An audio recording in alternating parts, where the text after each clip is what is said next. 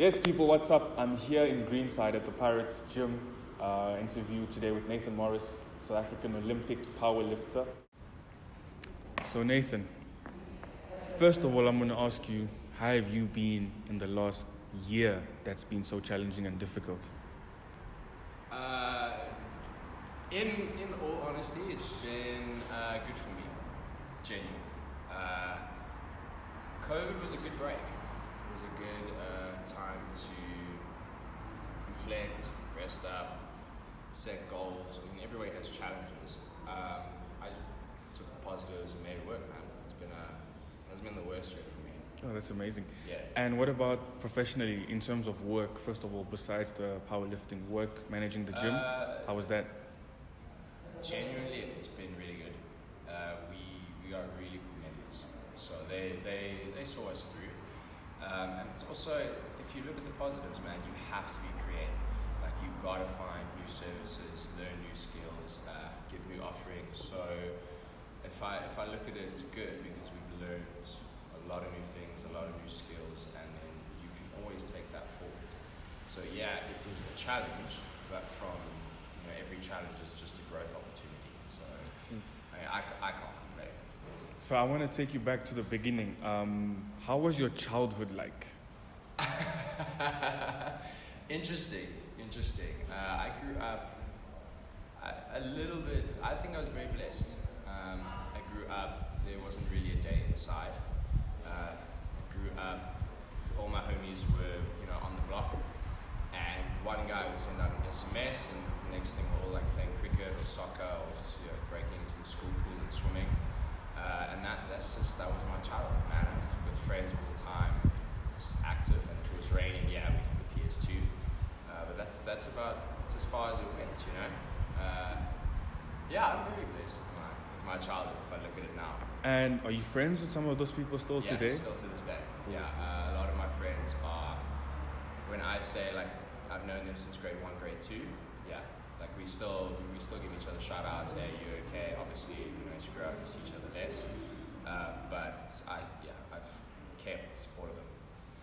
And now we get to high school, and I want to talk about self-esteem issues, maybe.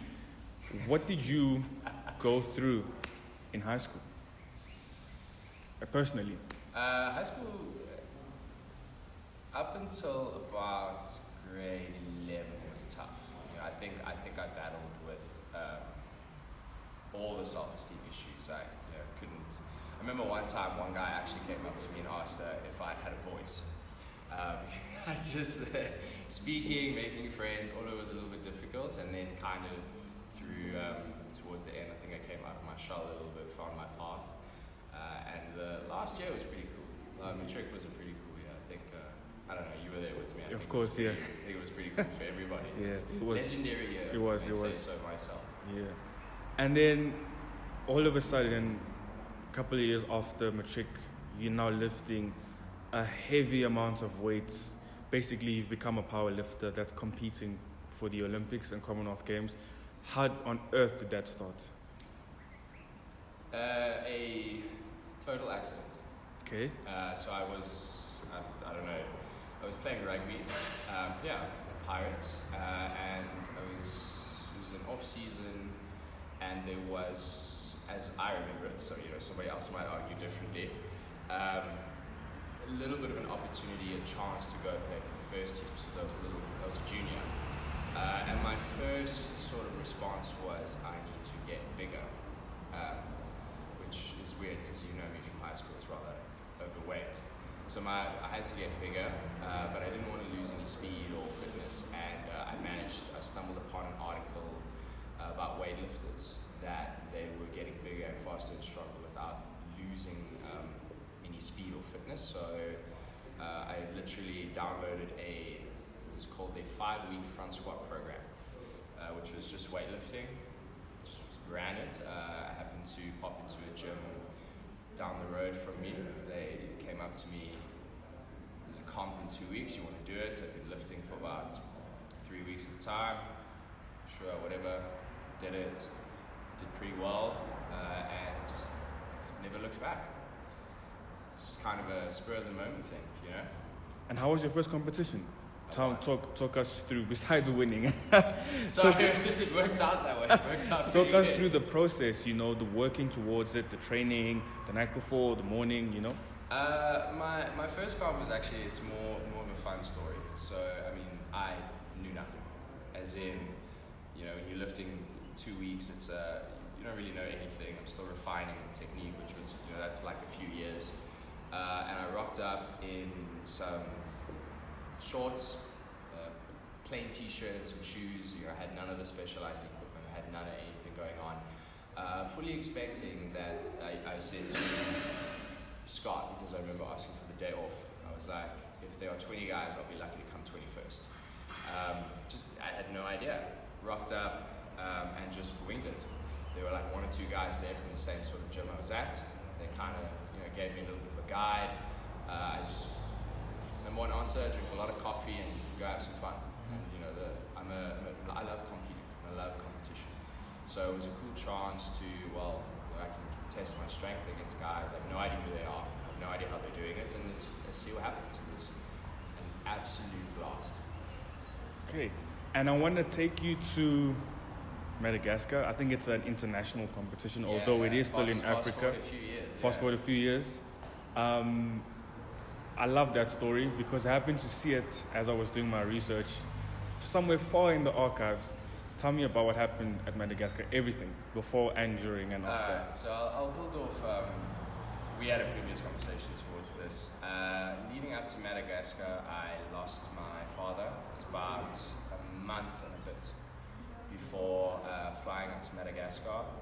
And it was, they called it an African Champs. It was one of the Olympic qualifiers, and actually had not what we call prep.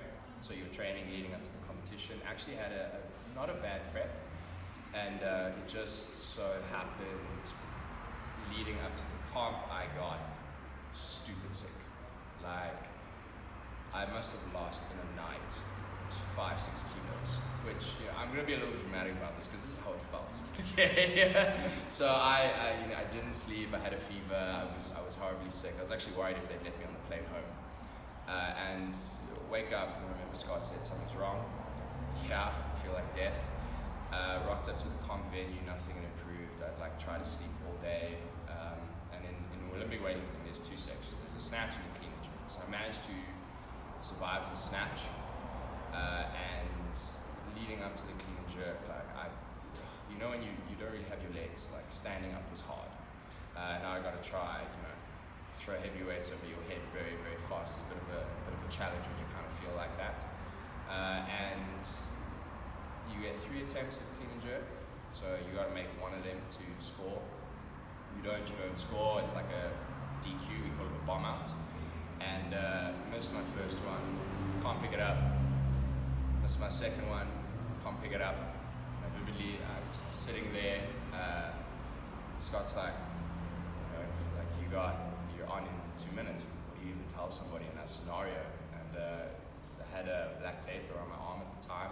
It's still very, very fresh. It's still an open wound. That's your sportsman's memento to people you've lost. Looked at the black tape. Kind of had a bit of a moment of, if I'm going out, I might as well go out here. I didn't come all this way to give up, and walked up, smashed it, and then immediately went back and literally passed out. That's not part of it, yeah. That's an amazing story. Yeah, it was enough for a silver medal. So I was pretty. It was one of those. It's a victory even though it's not. You learn you can do more than you think, even though it's not like I walked away with a gold or a record or anything along those lines. It was its own little special victory and a good little omen to the old man. Mm-hmm. And how has your family been with regards to your career in terms of support and strength and Yeah, super supportive. I get asked all the time, how's your weightlifting or powerlifting going? If I ask, they'll always come. I'm very lucky in that my mom, she's very, very cool. She's always kind of been, why aren't you training? Did you train today? What did you lift today? Even though they have no idea what it means. I could say 100, I could say 200, they're awesome. My dad was my biggest supporter. And my mom, very, very much the same, and my siblings as well. They're pretty cool. That they're like, you go do you, and we hope to see you succeed. And what's the biggest lesson you've learned from your relatively short career? You always have more in you than you think. But that goes more than just a training session. And it's the way I coach, it's the way I teach, it's the message, like I try to portray, is you are more than what other people told you. So, when I started lifting, I didn't move well. My shoulder was hanging by a thread from a bit of a huge rugby injury. And you can always prove people wrong. You can always, if I'm being honest, follow your dreams. And that's kind of a big thing for me, is I'm a really, really passionate character about guys not pursuing what they want, not pursuing their dreams because it's scary. And you can. And if you set your mind to something, you can absolutely do it. And it might suck. It might be really, really hard. But, at the end of the day, it's worth it. In each lifting session, you'll go find that out. Today I feel like shit. It's okay. But you got more in you than you think.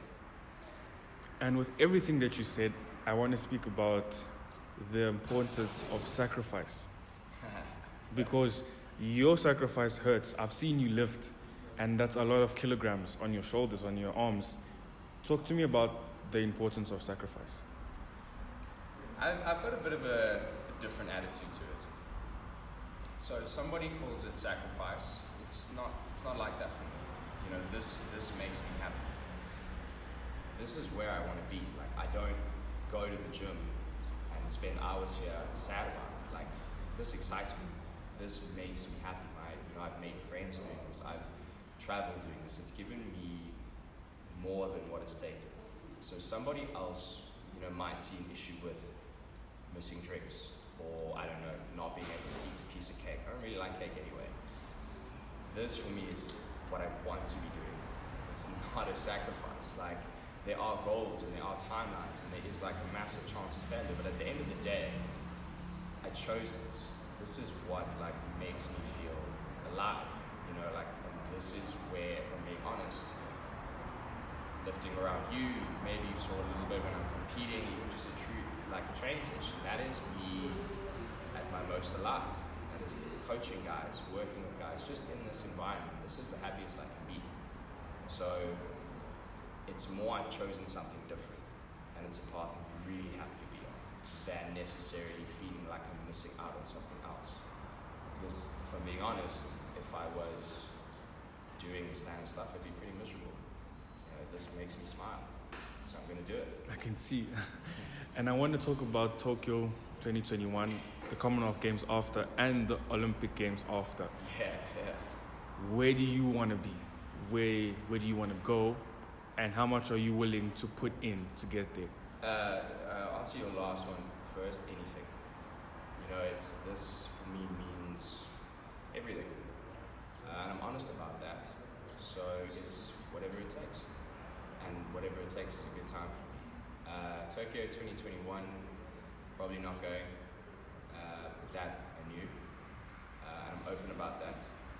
Commonwealth Games, I absolutely want to go. Where do I want to be? Well, podium, man. Like, if you're not shooting to be at the top, why go? I'm not a passenger guy. I'm not going to go just to arrive. I'm going to go and compete because that's where the fun is. And then obviously, whatever it is, I think it's France 2024. I would be the same. I'd like to be different. I'll put it out there. I'd like to go further than any other sort of guy from SA has gone. I'd like to set a new standard of what can be done by a guy from this country. GOAT status. What makes you happy besides being in here? I'm very, very, very blessed with some incredible people in my life. And having a conversation with them, going for a drink, which for me is water, is there's not really much of a better time.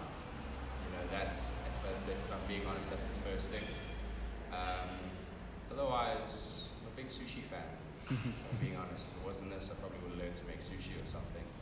And that's it. If I'm being honest, I'm a pretty simple character, simple creature. You know, if it's not this, it's something to do with this, and I generally struggle to think about much else. If I'm being honest, aside from guys I love, and yeah, if it's not this, it's there.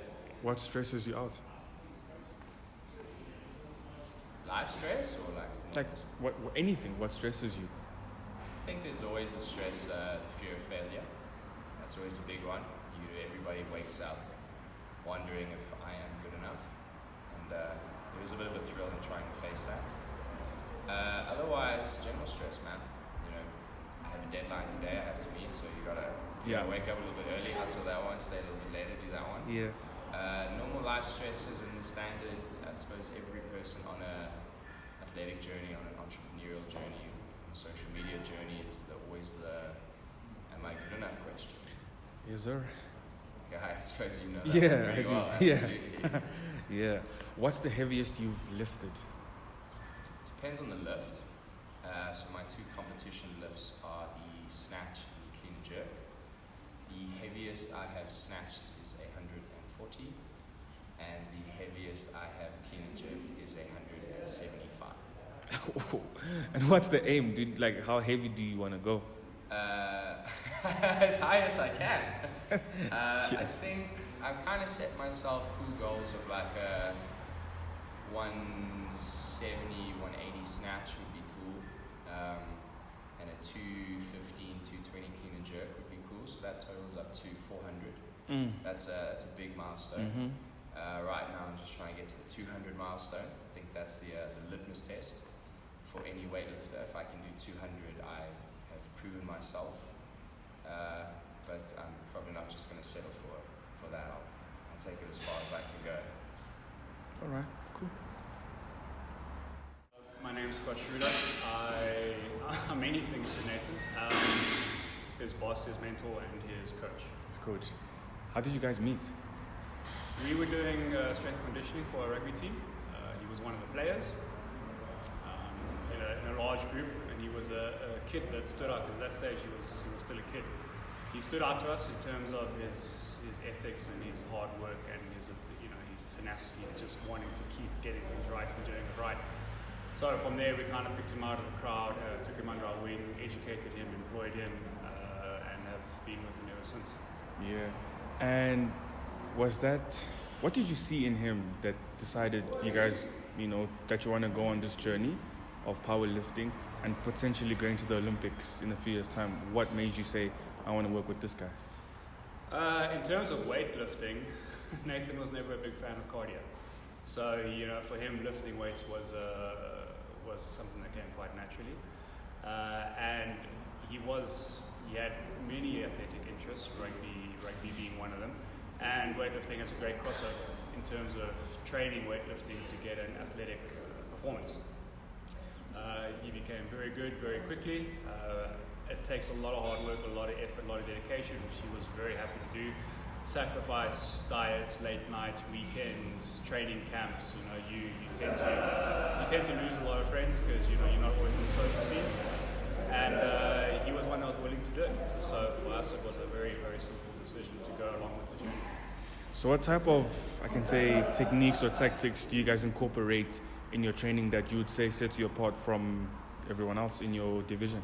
We use a lot of mobility training. He's a big guy, and we've always worked on the foundation that you have to move well first before you can lift. So we spent a lot of time working on mobility. Once we had him able to move well, we focused a lot on strength, and we just kind of segmented it and built it up in phases from the ground up. His mobility, his strength, and now, of course, he's starting to peak. And what would you say is probably the most challenging thing about being an independent powerlifter? Because he told me that he's self-funded. So what are the challenges that come in with that as a coach? Trying to keep him motivated is very difficult. There's lots of unions you have to deal with. There's lots of other coaches. There's lots of other people. There's people that have been around for a very long time. So being a new kid on the block is always challenging to try break into it. And then yes, making sure that we have the funds, to go overseas, to go represent the country, and just making sure that he knows that there's an end goal in mind. Because once you do make the Olympic team, then there is funding. It's just very difficult, obviously, in the beginning, which is where we are. So as long as we work to a long-term plan, keep him motivated. What's the worst thing about Nathan? Nathan, he's still young, so he has his emotions, like everybody else. When he's on the up, he's on the up, and when he's on the down, he's on the down, and that's okay. Sometimes you just got to take a step back, take a breather, and then get back into it. And it's like managing any athlete, is managing the person, not the performance. And what's the best thing about Nathan? He's got a hell of a work ethic. It's one of the easiest jobs to be a coach or a mentor or a boss, because you just got to tell him what to do and he will do it.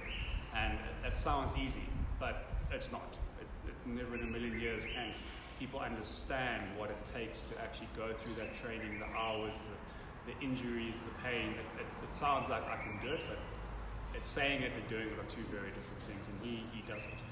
And what is the one thing you hope to achieve in this journey with Nathan in life, both professionally and personally? Well, professionally, I hope that Nathan becomes more than just a lifter, more than just a trainer. I've always said to him, he's got to be a good businessman, a good person. He's got to be ethical. He's got to be a leader. He's got to be someone that people look up to. And he's still young, so he has to develop that aura around him to make sure that he's there.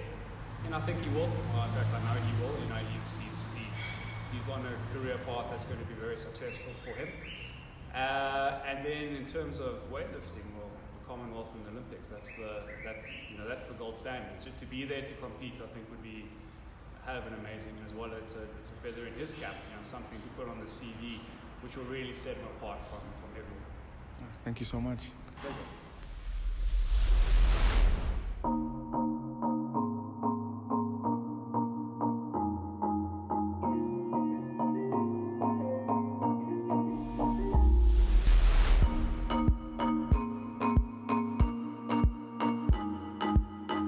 Don't forget to like, share, subscribe. I'm Samuel, and I'm signing out.